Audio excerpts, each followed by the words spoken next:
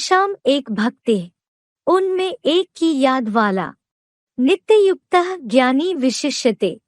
सदा योगी ज्ञानी विशेष श्रेष्ठ है कि ज्ञानिनः अहम प्रियः, क्योंकि ज्ञानी को मैं प्रिय हूँ। च स मम अत्यर्थम प्रियः, और वह मुझको अति प्रिय है। तेषाम एक भक्ति, नित्ययुक्तः ज्ञानी विशिष्यते कि ज्ञानिनः अहम प्रियः च स मम अत्यर्थम प्रियः। भावार्थ, उन पूर्व जन्म कृत पुण्य कर्मों के अभ्यासियों में एक हीरो पात्रधारी प्लस शिव ज्योति की अव्यभिचारी याद वाला सदा योगी ज्ञानी त्रिनेत्री महादेवात्मा विशेष श्रेष्ठ है, क्योंकि ज्ञानी को मैं शिव ज्योति प्रिय हूँ और वह मेरा अटूट ज्ञान वारिस मुझको सदा अति प्रिय है। बाबा कहते ज्ञानी तू एक आत्मा ही मुझे सदा शिव को अति प्रिय है। ऐसे नहीं कि योगी प्रिय नहीं है। जो जितना ज्ञानी होगा वह उतना योगी भी जरूर होगा। मुरली तारीख 4 दिसंबर 1988, पृष्ठ 2 मध्य। ज्ञानी प्रभु ही विशेष प्यारा, तुलसीदास रामायण। जैसे ज्ञानी नाम अग्रगण्यम हनुमान भी विशेष प्रिय कहा गया है।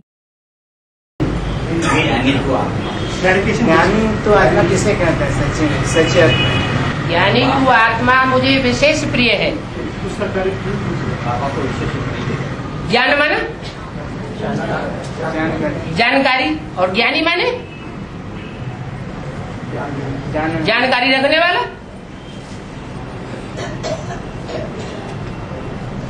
और किस बात की जानकारी मुख्य है?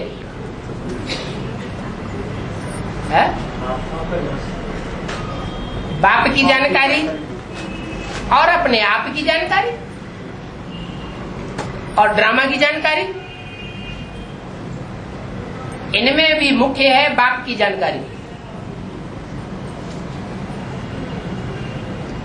तो ये तो दुनिया में भी चलन है।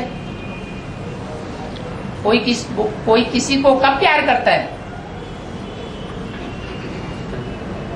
उसको ज्यादा प्यार करता है जो उसके बारे में ज्यादा जानता है। भगवान बाप को भी कोई बच्चे प्रिय हैं जो उसके बारे में ज्यादा माहिती रखते हैं।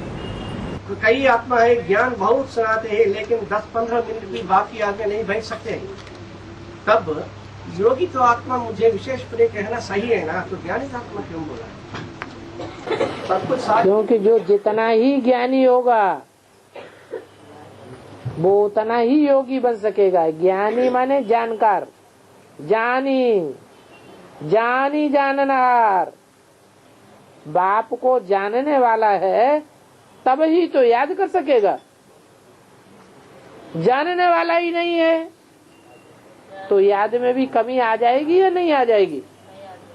नहीं आएगी, जरूर आ जाएगी। जानने में भी कमी आ जाएगी तो याद करने में भी कमी आ जाएगी, दूसरों को बताने में भी कमी आ जाएगी। न खुद पूरा याद करेगा न दूसरों को पूरा याद करा सकेगा। इसलिए ज्ञानी तू आत्मा मुझे विशेष प्रिय है। और जानने वाले सब नंबरवार हैं। एक जैसे 100% दो नहीं हो सकते। और नारायण वाली आत्मा में जन्म जन्मांतर की ज्ञान की पावर है। तो शिव बाप को क्या प्रिय है? शिव बाप को जो प्रिय है, जिस पर वो फिदा होकर के इस सृष्टि पर आता है, वो क्या प्रिय है? ज्ञानी तू आत्मा मुझे विशेष प्रिय है। जो ज्ञान की बातों में विशेष रमण करे। ज्ञान कैसा? अनेकों का ज्ञान नहीं, एक सुप्रीम सोल बाप को पहचान करके उस एक के ही ज्ञान में रमण करे और किसी की बात को न सुने न ध्यान दे। मेरा तो एक शिव बाबा, दूसरा न कोई। हाँ, और फिर जब पक्का निश्चय बैठेगा कि मुझे यही नारायण बनना है। कैसा नारायण? जो सदैव अपने जीवन में बेसिक नॉलेज में आते ही एडवांस नॉलेज तक आते आते काय में रमण करे? ज्ञान की दुनिया में ही रमण करे।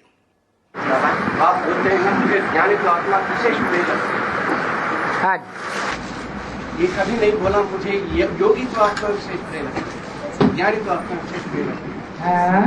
और दूसरी तरफ अष्टदेवों में जो दूसरा मंत्र है वो सबसे ज्यादा तीखा पुरुषार्थ है, पहले नंबर के बाद याद में।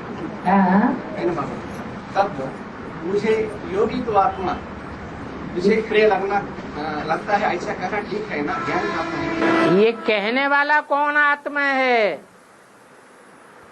कि मुझे ज्ञानी तू आत्मा बहुत प्रिय है? एक है शिव और एक है शंकर। शंकर के लिए गायन है कि काशी नगरी विशेष प्रिय है। ये शिव की बात नहीं है, साकार शिव बाबा की बात होती है। शिव की आत्मा कहने वाली अलग है। क्योंकि अगर ज्ञानी नहीं होगा तो शिव की आत्मा किस तन में कार्य कर रही है ये पहचाना ही नहीं जा सकता।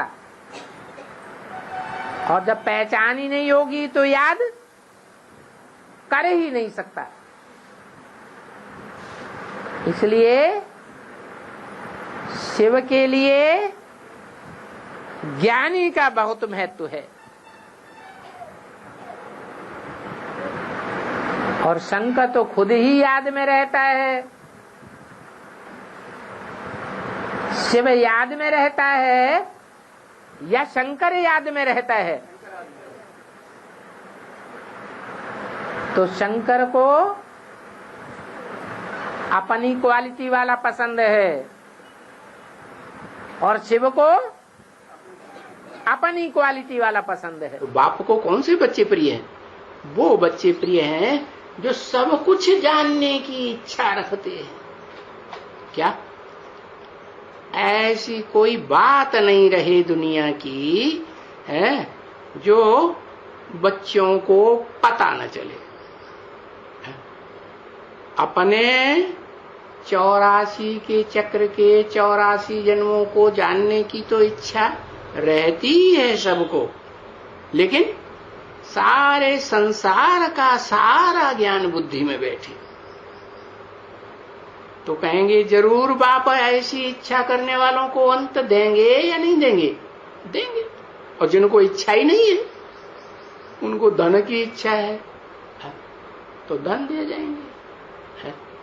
और जो दुखी हैं दुनिया से तो उनको थोड़ा बहुत सुख दे देंगे।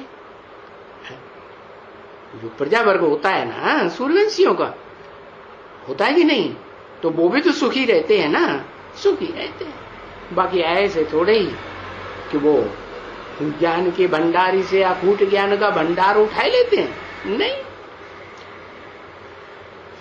तो देखो तुमको सारा अंत अभी दे रहे हैं, बाकी अपने पास रख करके क्या करेंगे? वापस ले जाएंगे क्या? नहीं। बाप के पास जो भी क्या है वर्षा है तुमको देने के लिए, निराकार बाप है तो निराकारी ज्ञान का वर्षा है ना, अकूट ज्ञान का भंडार है ना। इसलिए भगवान कहते हैं कि मुझे ज्ञानी तू आत्मा विशेष प्रिय है। क्या भक्त आत्मा प्रिय नहीं है? भक्त अंधश्रद्धा में आकर के आज एक को गुरु मानेंगे, कल दूसरे को मानेंगे, परसों तीसरे को मानेंगे। जो ज्ञानी होगा वो ज्ञान के आधार पर, बुद्धि के आधार पर विश्लेषण करेगा, ये राइट ये रंग बात, और उस पर पक्का हो जाएगा, मजबूत हो जाएगा, हिलेगा नहीं। उनमें एक आत्मा है ज्ञानी तू आत्मा, जिनके लिए बाबा ने बोला है ज्ञानी तू आत्मा मुझे विशेष प्रिय है, वो है नारायण की आत्मा। नाम क्या दिया? नारायण।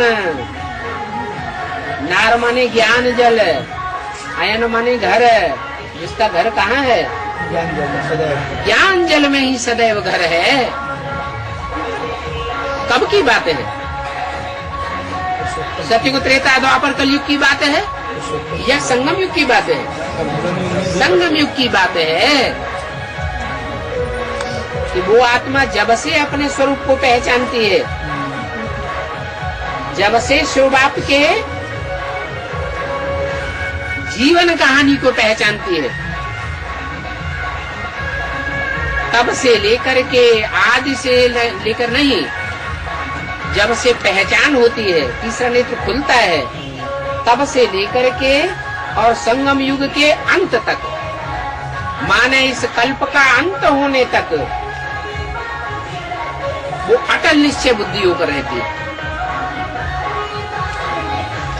और आत्माओं का निश्चय ज्ञान की कमी होने के कारण कुछ न कुछ नीचे ऊपर होता है। हनुमान का मुंह बंदर की तरह आगे होता है। आगे का मतलब ये है कि वो आत्मा जब ज्ञान सुनाना शुरू करती है तो राम वाली आत्मा से भी आगे जाती है। ज्ञानिनाम अग्रगण्यम गाई जाती है। क्या? ज्ञानियों के बीच में आगे आगे जाने वाली। और ज्ञानी तो आत्मा मुझे विशेष प्रिय है। तो हनुमान वाली आत्मा जो है राम वाली आत्मा को बहुत प्रिय है, क्योंकि आगे आगे आकर के सुनाती है।